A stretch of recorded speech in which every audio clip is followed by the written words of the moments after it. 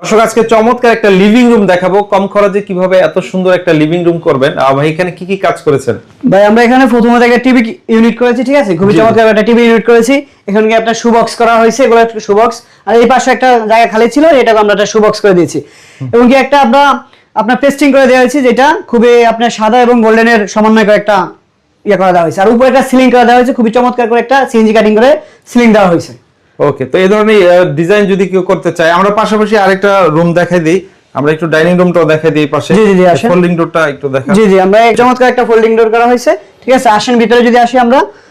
ওকে, আমরা একটু এখান থেকে ডাইনিং রুমটা দেখাই দিই। দেখেন এটা হচ্ছে ডাইনিং রুমের স্পেস। এটা হচ্ছে আপনার বিশাল করে একটা ওয়াল জুড়ে আমরা একটা ওয়াল সুকেস করে দিয়েছি, ঠিক আছে। খুবই চমৎকার একটা ওয়াল সুকেস করে দেওয়া হয়েছে এখানে।